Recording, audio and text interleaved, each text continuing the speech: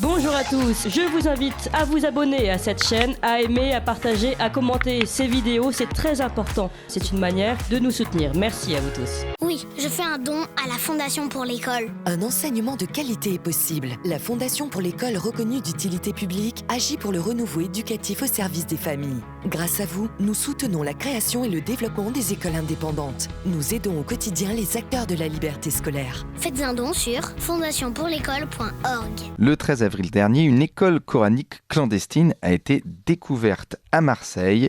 Et pour cela, Stéphane Ravier a écrit une lettre au Sénat dénonçant l'installation de cette école coranique clandestine dans le 15e arrondissement de Marseille. Et donc ce matin, nous sommes avec Stéphane Ravier. Bonjour Stéphane Ravier. Bonjour. Alors vous êtes sénateur Reconquête des Bouches-du-Rhône, vous êtes conseiller municipal de Marseille. Alors comment avez-vous découvert l'existence de cette école coranique ? Bien, ce sont les habitants eux-mêmes de cette résidence qui m'ont contacté après avoir tenté de rencontrer les autorités locales, les institutions locales, la mairie du secteur. Ils ont envoyé un courrier à la mairie du secteur dirigé par la socialiste Samia Ghali. Ils n'ont reçu aucune réponse, bien évidemment.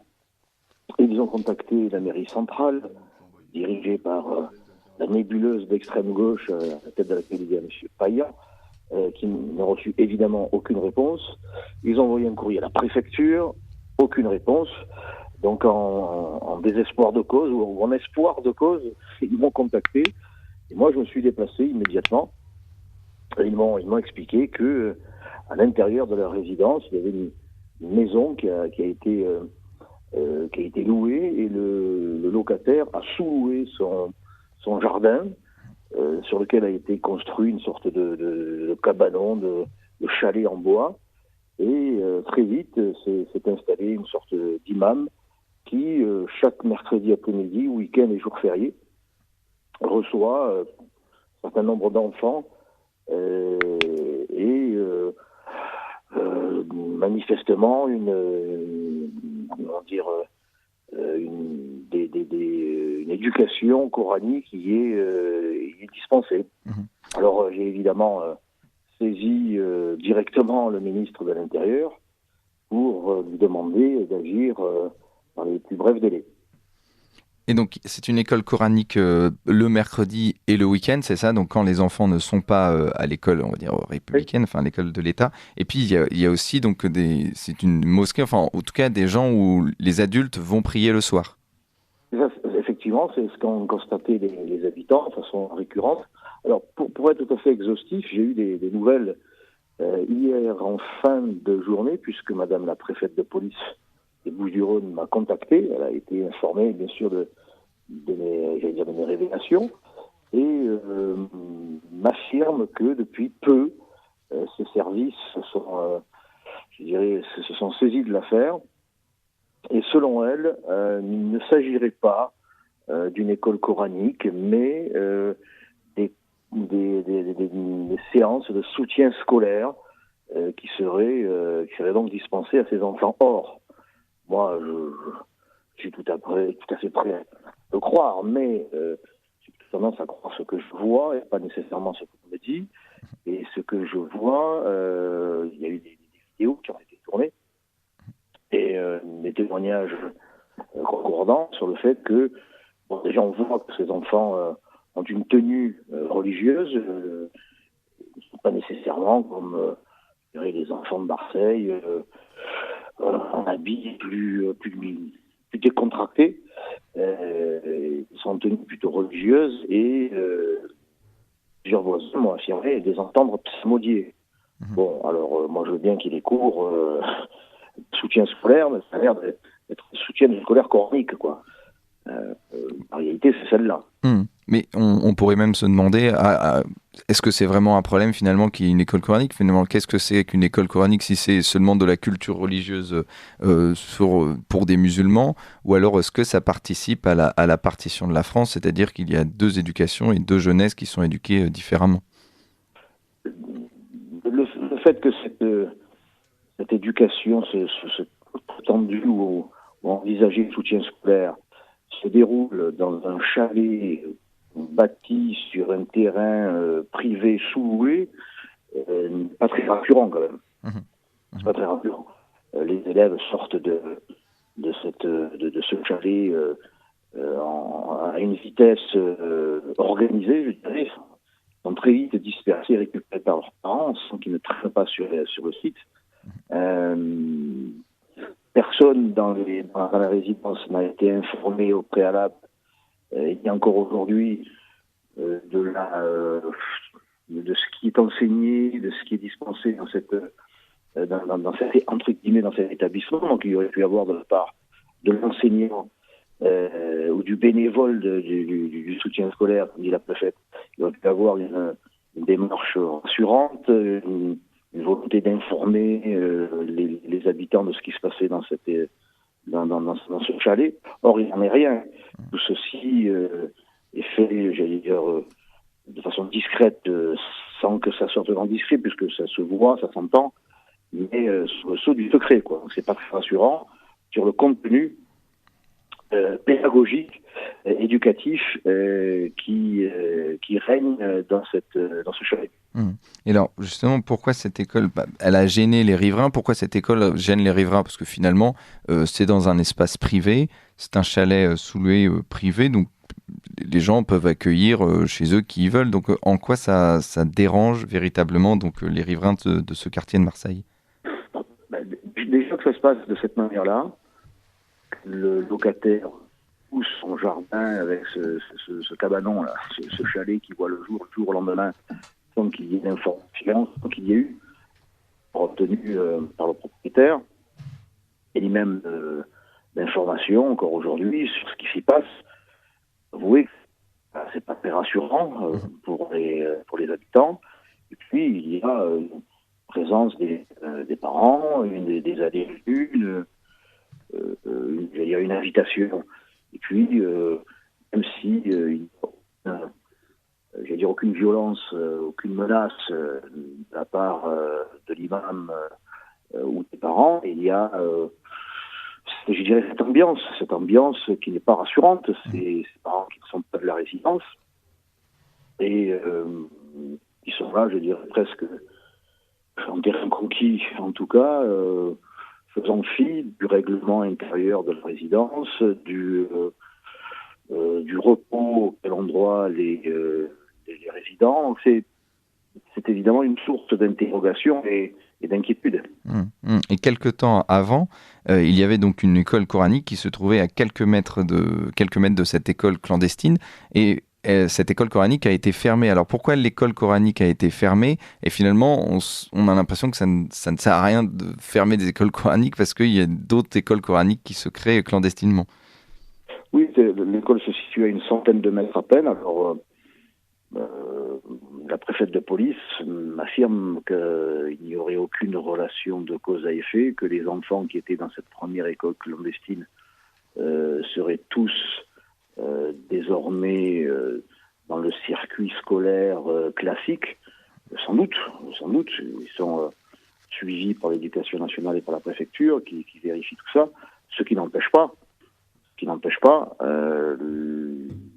la France de ces enfants dans ce chalet-là, puisque leur présence a lieu hors période, jeudi après-midi, week-end.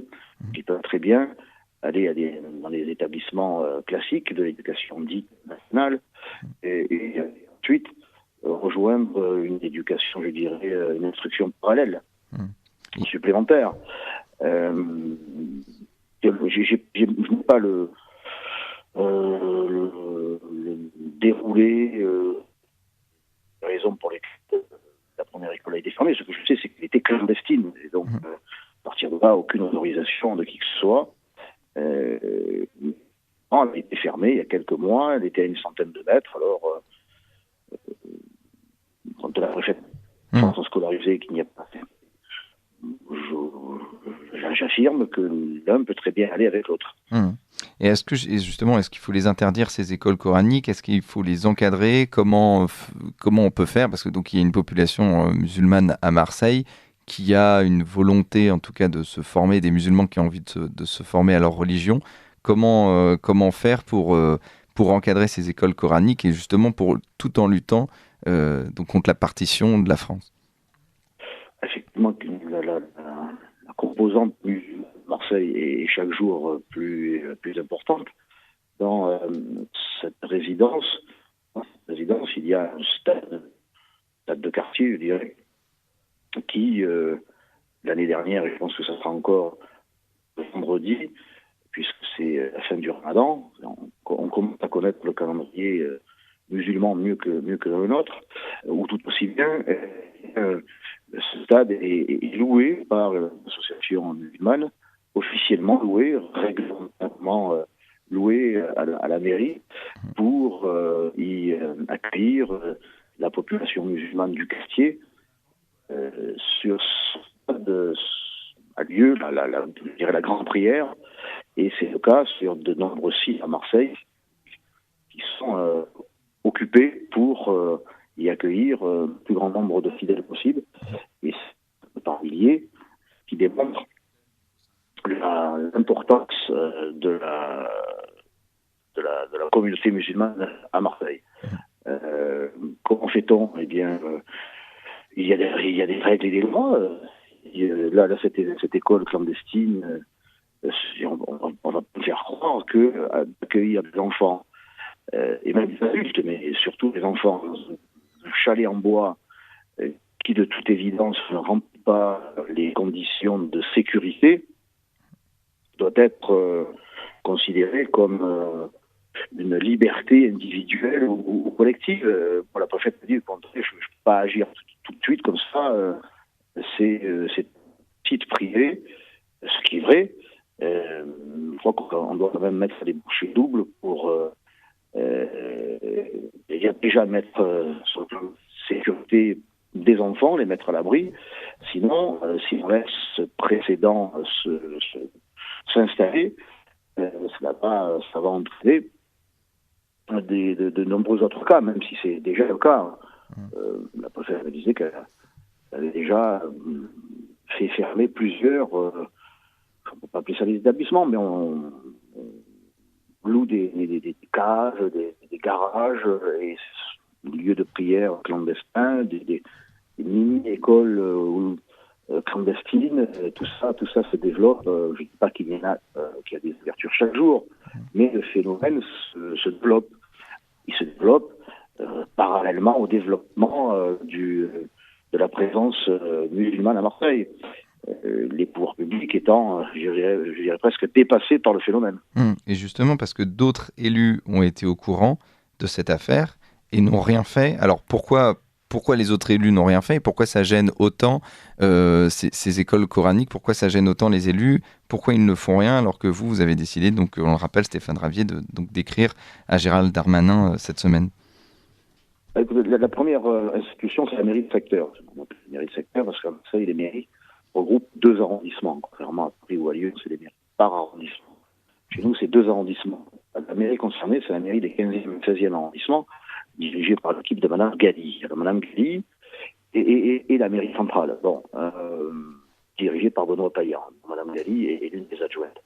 Mais on connaît le positionnement cette gauche immigrationniste et wokiste marseillaise qui est un soutien actif, très actif à l'immigration et qui participe à ce développement non seulement du phénomène migratoire, mais du phénomène musulman. Madame Galli, chaque année, se rend au Parc Chenot où se réunit l'association des musulmans du Sud, réunion pour laquelle je saisis quasiment chaque année le préfet, car il accueille cette réunion, outre les musulmans du Sud, des invités, et pour certains d'entre eux, ils sont connus pour avoir des relations avec les mouvements les plus radicaux de l'islam.